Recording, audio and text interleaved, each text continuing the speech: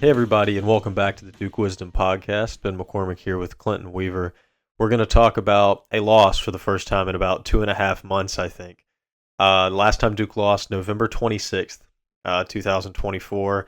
Now February 8th, 2025, the Clemson Tigers take a 77-71 win over Duke in a loss that wasn't all that surprising, I don't think. I mean, Clinton, you predicted it preseason that this was going to happen. I think I may have said it wasn't going to happen because I predicted some losses in some other places, but nonetheless, I wasn't particularly surprised to see it go down.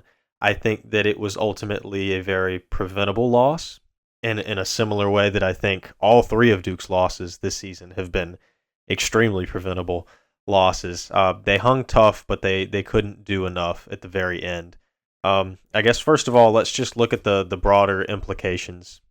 Like, what does this loss mean, big picture for Duke? Seeding wise, ACC wise, kind of how they look as a team. What are you getting from this loss, Clinton? Well, as long as we win out the rest of the way, it shouldn't have any impact at all. I think it makes the Illinois game all that much more important, and that's less than 2 weeks away. So the team needs to get healthy in a hurry. We're going to take out our frustrations, I think, on the next 2 or 3 opponents and then the big Illinois game. But things are still, we control our own destiny. Number 1 seed in the ACC tournament, which means we stay away from Clemson and Louisville probably until the championship of that tournament.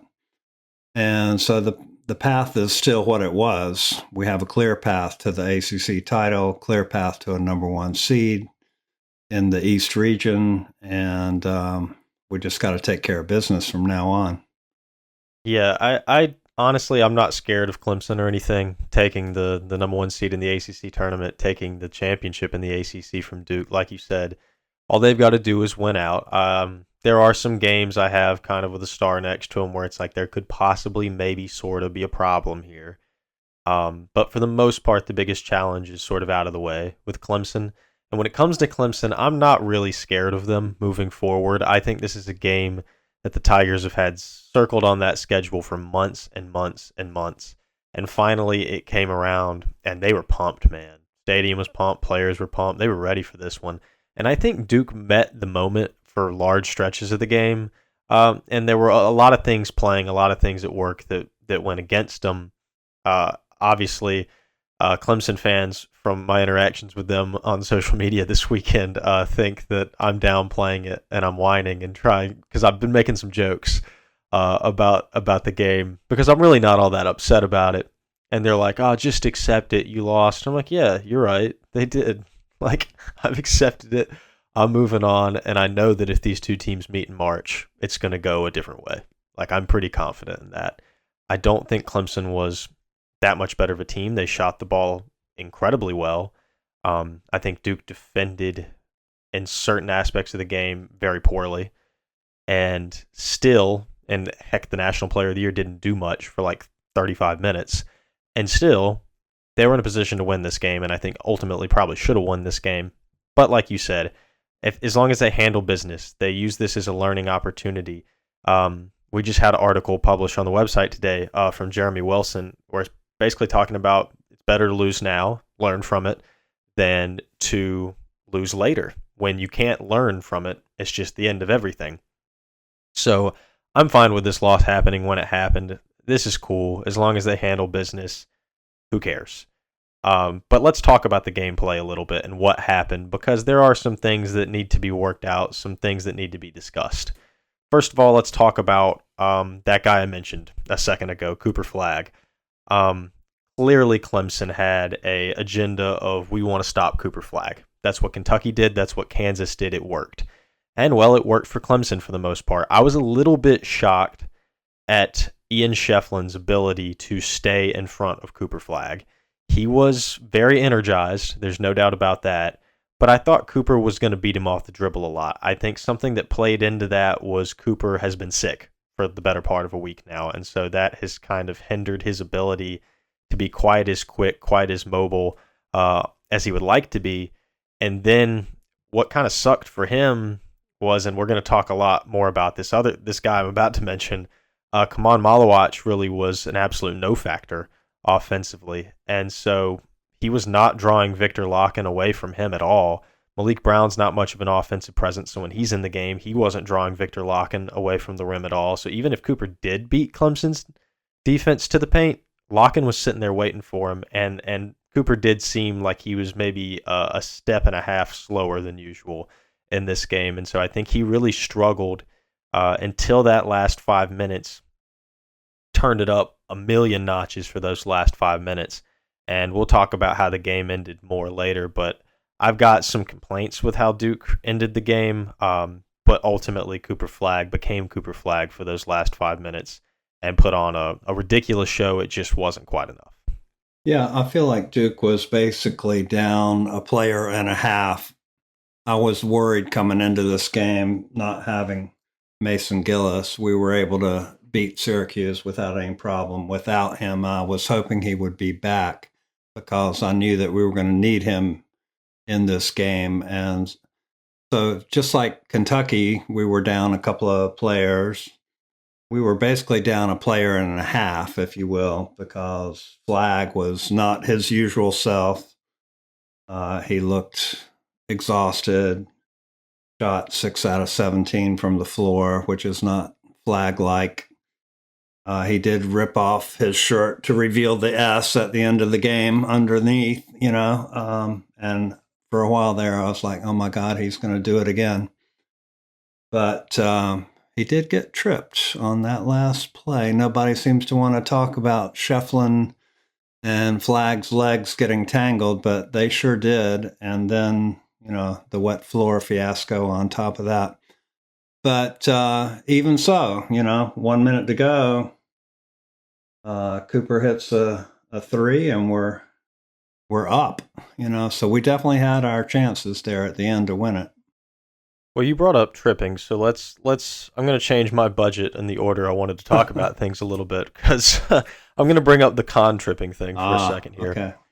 Okay. There were immediately when that happened. I mean, immediately, I knew they were going to go to the monitor. I knew they were going to call a flagrant one. I've seen this story too many times now. If you're wearing that Duke basketball jersey, man, you better not trip somebody, whether it's intentional or not, because they're going to think it's intentional. Every single person's going to look at that play with non-objective eyes, and they're going to see their hatred for Grayson Allen, and it's going to resurface, and it doesn't matter how clear as day, that was not an intentional trip by Con Knipple. They were just tied up. He tripped over his legs. It happens. That's a basketball play. But of course, I knew in that moment, I was like, yeah, we might have a new villain on our hands. People are going to be mad about this.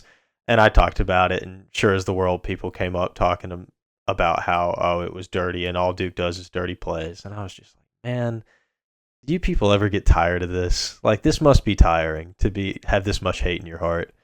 But, yeah, I think absolutely nothing in the world on that play. But were you surprised by a flagrant one, or were you surprised by kind of any sort of opposing fan base reaction? Because I surely wasn't. No, I wasn't surprised. My take would be a little bit different. I totally expected a flagrant one. You can call it the Grayson Allen effect if you want to. Grayson was a dirty player. He tripped people nonstop, and he deserved his reputation. But Con Knipple is not Grayson Allen. He has proven to have zero propensity to be a dirty player. Having said that, on the replay, it did look to me like he lifted his legs up on purpose and tripped the guy. So, totally not surprised. I think it was an appropriate call. Much ado about nothing. Con's not a dirty player. So, next play. But, maybe a little frustration on his part. I did think he impeded the other player's progress by raising both of his legs ever so slightly. So that's my take. It's possible. I mean, I really don't think that he was thinking about it at all. I really don't. I don't think it was even... having played basketball for my whole life, That's just something that happens. Like that kind of play is just something that goes down, and I'm not thinking about that in the moment. I'm not like I'm going to trip this guy. Like if that that's happened to me. I think actually where I've accidentally tripped a guy like that. Like it goes down. It happens. And that's kind of what I think went down there. Is it possible that it I'm wrong? No, no one knows except for Con Knipple. But I fall on the side that I don't think he did it. Like I because there's so many plays where it was like Grayson Allen definitely probably meant to do it, and then there were plays in Grayson's career where I think that he didn't, and it got blown way out of proportion. And I think that that's just what everybody wants to do with the Duke play now that has any sort of physicality to it, is they automatically want to go to that dirty side of things. And it gets a little tiring because, like any other player has that play, nobody's gonna like dredge up all these old history. Um, but let's go to the end of the game situation where Coop might get a little bit tangled with Shefflin, then he ultimately slips and falls. First of all, we got to clean that wet spot up first and foremost. But like, it's crazy to me how now a slip and fall of a freshman has caused all three losses. I mean, it's not like it's the sole purpose or the sole thing that has cost them all three games. But in one way or another, at the end of the game, either Cooper or Khan kind of slipping up has pretty much cost three games now potentially, and that's kind of weird. I mean, that's just nuts, and you gotta laugh at it. And I think I made a joke about that or on Saturday, and everybody was, like, oh, just accept the loss, and I was like, man, it's just a joke. Like you gotta laugh at it a little bit. It's like, man, we're not necessarily just getting gamed by somebody hitting a shot at the end of the game on you. That's a lot easier to stomach than just dude slipped and fell down a few times or got tangled up, and it's just like, how many times does this have to happen, man? It's getting old. But there were a couple plays before that I think, well, that play specifically, I didn't like the play call, and I want to get your opinion on this because I think there were 18 seconds to go. And so obviously the ball goes to Cooper Flag. I mean, that no problems there. But him driving baseline like that, I don't know if that's what John said or if John said just you get the ball, you do what you want to do. But I don't think that he went the correct way about it. And if it was me and what I was screaming live in the moment was do not go for a tie and do not go quickly. I thought Duke should have absolutely have gone for the last shot or with just enough time for maybe a tip or a putback and gone ultimately for the win. I didn't think overtime was going to benefit Duke because Cooper was kind of, I think, dealing with that sickness. They were a little bit gassed as they have been. They were shorthanded. They're in a away atmosphere. I thought go for broke, in that last play, and that's not what they did. And I think ultimately it ended to a 6-point loss. With what could have either been a win or a 2-point loss in that one. I mean, I don't know. That's maybe just a preference, but what were you looking for on that last drive? Yeah, it seemed like Cooper just creating or trying to create something on his own, which would not be my preferred play to run at the end of the game either. I should say for the record that the contact with Shefflin looked pretty incidental. Yes, they crossed legs, and it did cause him to lose his balance before he slipped on the wet spot. But I don't think there was anything malicious or purposeful about that. I'd rather see it more in the flow of the regular offense, with the screen, and the two-man game with Khan has been effective all year. Tyrese was having a game, but, he wasn't involved. It was just Cooper driving baseline, falling down, and that's that. And then what bothered me even more was we fouled a 91% free throw shooter trying to get the ball back, and immediately too. Like they didn't waste any time, didn't even try to get a steal on that. But why wouldn't we double that guy and force him to throw the ball into anybody else? Yeah. And then foul, So I didn't think that was well conceived either. I think we did it twice. And probably should have gone for the win. I think the conventional wisdom is go for the win on the road, right? Well, there was another play before that even where um, Cooper has the ball in the wing, and then he gives it up to Sion, and Sion drives through, does that little step through, Locken gets a piece of it, and he misses, and that one really irked me because I think at the end of the game, it's not like I want Cooper Flag to play hero ball, but when a dude just made like two consecutive ridiculous shots to keep you alive in a game that really I don't think you had much business being alive in at that point in the game, why? Like, why make that play? Why do that? Why go into the teeth of the defense when you haven't shot for a very long time? I mean, it's one thing if Cooper Flag's forcing a play. It's another thing if, and no offense to Sion James or anything, but it's another thing if Sion's forcing a play or a guy like that's forcing a play. Somebody's going to force it. It better be Cooper. Otherwise, like, go for something that's actually within the offense. That play was really the one that got on my nerves because I was like, you kind of ruined the whole thing you had going. You were going shot for shot. You were equaling Clemson, and then that play, it was like everything was flowing, everything looked good, it felt good, and then that play was clunky, and I think it threw Duke off. Yeah, yeah. We definitely had our chances down the stretch, and for a minute there, I thought we were actually going to pull it out. But for some strange reason, it just kind of felt like we deserved to lose. And it was hard to be too upset. We deserved to lose. We played bad defense. They shot lights out against us. Big man ate us alive. And we just kind of deserved it. So I just couldn't get too worked up about it. It looked like we were going to maybe steal one, is really what it felt like when Cooper came alive. But then it didn't happen. I was like, okay, well, we got what we deserved. We lost. Yeah. Well, let's go to one positive thing before we go back to another negative. I think a big positive for this game was Tyrese Proctor. In the first half, Clemson was shooting around, I think like they were shooting like 68% from the floor on the half, but at the beginning of the game it was over 70. And Tyrese Proctor in big moments was stepping up and making huge shots. When Clemson was zeroed in on Cooper Flag, was not letting him get downhill, not letting him get open.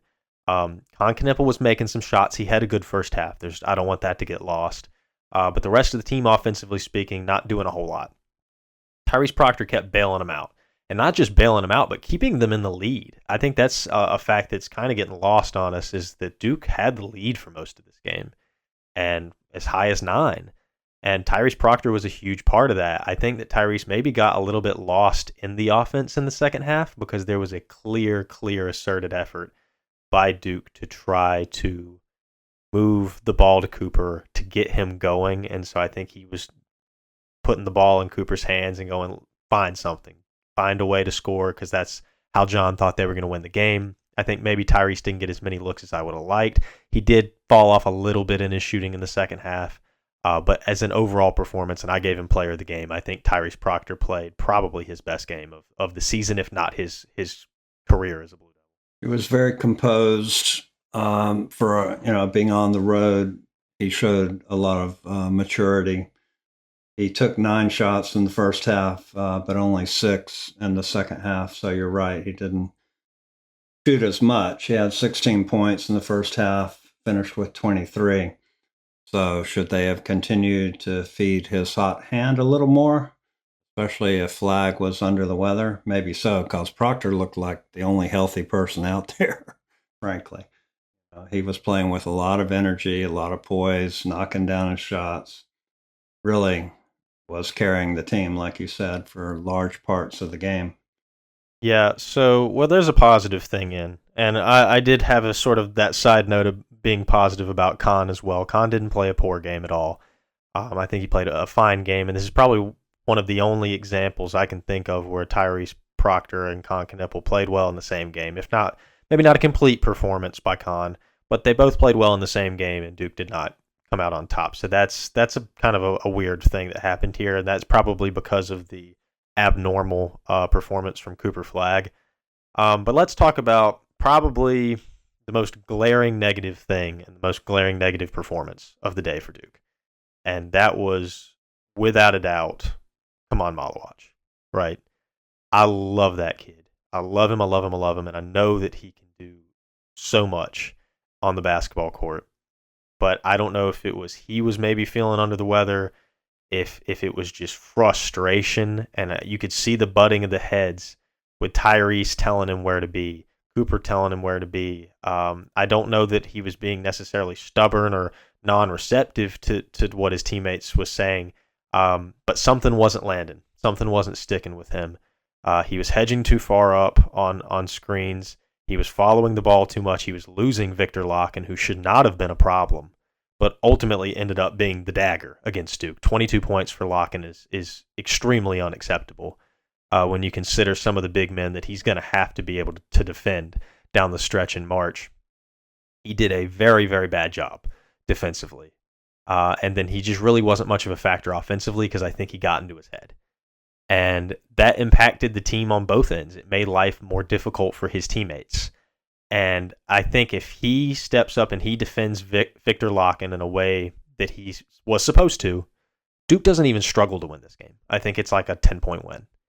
But ultimately, that was the difference in the game. A guy that shouldn't have been beating Duke was because of a little bit of a defensive mishap. Usually, and there are other times where maybe Malawach doesn't do the best job defensively, or he's not the best guy suited to do the best job defensively. I think about the Auburn game with Janai Broome, and then Duke would depend on and lean on Malik Brown. And as good as Malik Brown is defensively, he's 6'8" at the end of the day. And Victor Locken was a confident man at home with a lot of size on Malik Brown. And really, he got pushed around. Malik got pushed around in the paint. Cooper, working on a little bit of a sickness, honestly probably did the best job on him when he was the primary defender, but it was difficult to put Flag on him as the primary because you didn't want him picking up fouls. You needed him. I was of the opinion that Gongba should have got more run toward the end of the game, and I think they probably should have gone to zone a little bit more than they did. But at the end of the day, John wanted to put his trust in Malawach. I want to put my trust in Malawach. And I think they should continue to do so down the line, but it didn't work out for him on Saturday. No, he gets pushed around a lot. He didn't have the body weight to go up against the big Russian. He only scored 3 points in 20 minutes. I'm waiting for him to evolve into the next Derek Lively. And Derek struggled early in his 1 year until he finally figured it out. I'm hoping Malawach will have a similar sort of turning on of the light switch at some point.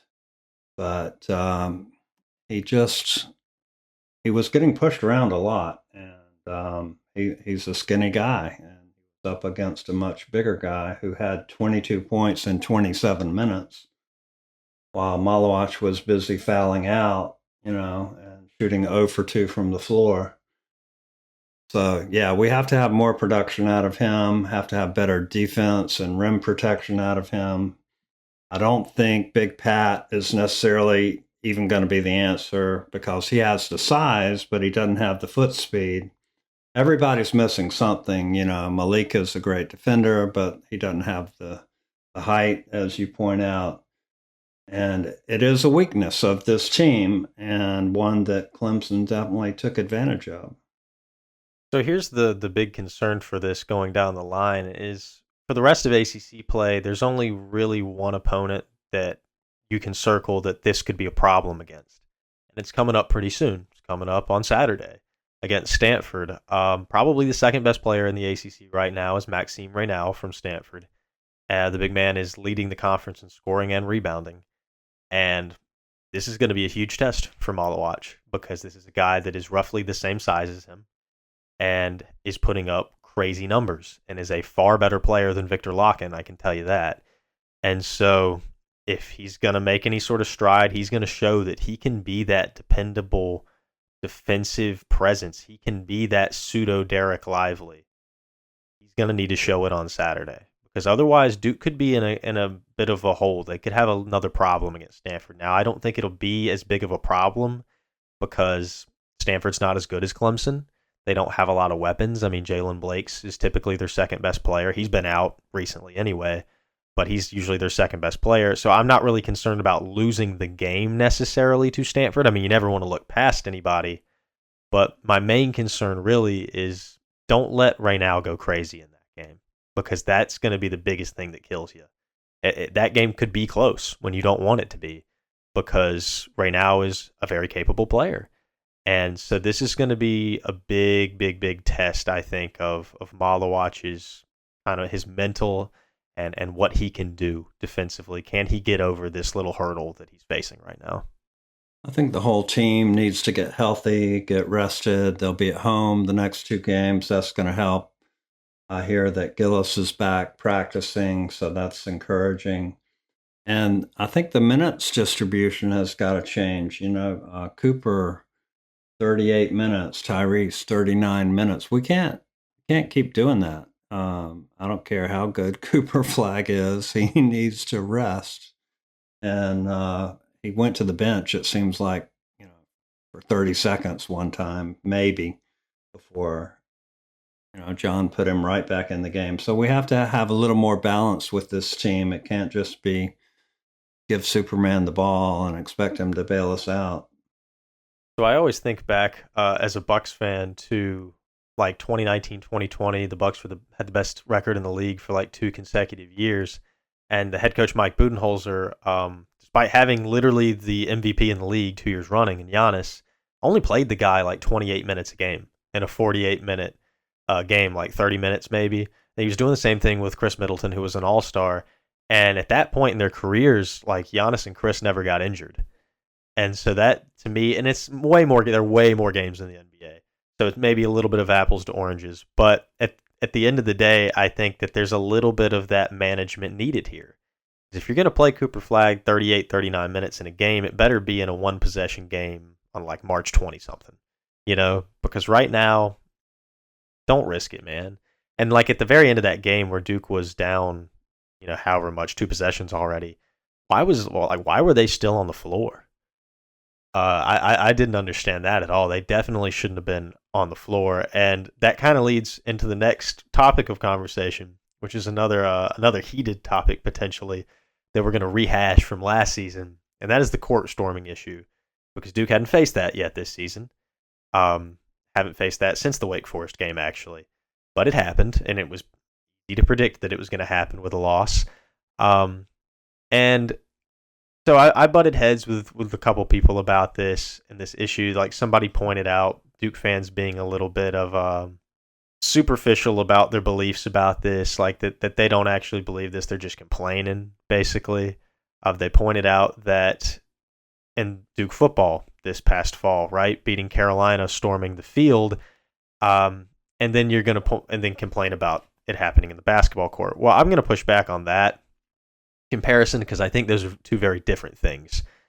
First of all, for football field massively larger, so much more space on a football field, and on a basketball court, very confined. Has proven difficult to get the players out of harm's way. I think the Duke staff and managers did a really good job of kind of protecting the players, making sure that they weren't run into at Clemson. But ultimately, I think that it's become this thing. It's become this blown up thing in regards to Duke specifically, where it's like I can't blame them for being a little bit scared for these players that you don't know what one of those students is going to do. And so I don't think that it is stupid or ridiculous or whiny of a Duke fan to not want the court storm to happen immediately. Because let's protect the players, and I do think that it is a difference between storming a basketball court and storming a football field. I think that's a big difference, actually. But I'm not saying let's ban court storming or let's arrest the students or whatever Jay Billis said last year. I think that's crazy. But let's think about the players. Let's protect the players. I think that's the most important thing. Yeah, I don't have an answer for this one. I don't think there are any easy answers. 100% agree with you. A football field's not the same, not even close. Clemson, for some reason, turned the lights out, which I don't think is a helpful thing to do. No. And they were coming right across that corner where Cooper had just slipped, something definitely could happen. It looked like John was out there doing some blocking and tackling on the replay. I think it was like the pulling left guard, coming around to keep his team safe. And he did a similar thing, to protect Flip against the Wake Forest fans. He was definitely right in the middle of it both times. I don't know how, I don't know how you put a 10-second delay on it. I don't know how you prevent it. I guess you could pull a Bobby Hurley and take your team off the floor, and that's about Yeah. the only way to not be part of it, because you got 5 guys playing till the final buzzer, so they're going to be there. So really, you can't hire enough security officers. You can't put a rope around the court. You can't do a countdown. You can't say, no, don't do it. People are going to celebrate. So I don't know how to solve that one. It's a difficult question. It definitely is. I have the ultimate cure-all for it. No, I'm not proposing that I do at all. I think that just like, let people voice their concerns, man. Like, I think it's a genuine thing to be concerned about. Like, it's about the stupidest way ever for a season to go wrong is your star player getting injured in a court storming, which is what Duke thought they may be faced with last year with Kyle Filipowski. I can tell you right now, pretty much the worst thing I can imagine happening on that court is like Cooper Flag getting hurt in a court storming. Like, that's the stupidest way for Duke's season to go wrong, or any team's season to go wrong. Sorry that Clemson fans or other fans don't have to worry about this, because no one's gonna storm the court for beating you. That's but when you're Duke, everybody does it, so it's a consistent problem. But I can get why the other fan bases would say that Duke fans are whining, because I guess it's never happened to you. So you have no experience. But let's dive into the kind of final things. It's the ramifications, the seeding of it all, and whatnot. So the AP poll came out today as we're recording this. Auburn, as I kind of predicted, was going to be the number one team still, which I think is correct. Like, they should be. I think on the live broadcast they were talking about, and this Duke loss, now there's going to be a new number one. And I was thinking live, I was like, anything, this Duke loss actually means that Auburn's staying there, because really Duke's the only team worthy of taking it. And I think many of the voters agreed with me and kept Auburn 1, Alabama 2. Duke's tied with Florida at 3 on that poll. Duke's somewhere in that 3 to 4 vicinity in most polls. A couple of people want to drop them to 5 because they really love change or whatever, I guess. But, like, who cares about that? As long as they're still on the 1 line, that's really all that matters. Win out the regular season, you're fine. You're getting a 1 line. And that's really the biggest thing for Duke right now. Watching that and watching matchups for the projected field and everything like that. Final thing. It was very nice to see Dick Vitale calling the game. That I don't want that to get lost in this episode. I was very, very happy to see Dickie V over there on the sidelines, and see that he's fighting the good fight, and he is still over there as happy as he can be to be doing what he loves. So that warmed my heart. That warmed my college basketball loving heart. We should also give a shout out to Hubie Brown, former Duke assistant coach. Yes. 91 years old, still calling games. Finally called his last one, seemed as sharp as ever. And so really 2 icons of broadcasting over the weekend that were given their flowers appropriately. So, yeah, Hubie Brown's got a great intersection of my basketball love as a assistant, both for Duke and for the Milwaukee Bucks, and from the late '60s through the early '70s. And so called his last game for the Bucks as well. So that was cool to see as well. So definitely shout out to both Dick Vitale and Hubie Brown.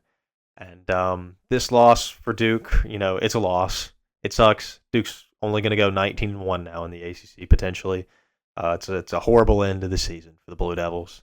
Not really, of course. They'll move on to California and Stanford this week, and we'll see how the Blue Devils respond. I suspect it'll be a good response for Duke as long as they can get healthy, get everything right. It should be no big deal. Better now than later, as Jeremy Wilson said. Thanks so much for listening, guys. Make sure to subscribe to the podcast wherever you're listening. Follow Duke Wisdom on Instagram, Twitter, and Blue Sky, and we will talk to you guys later.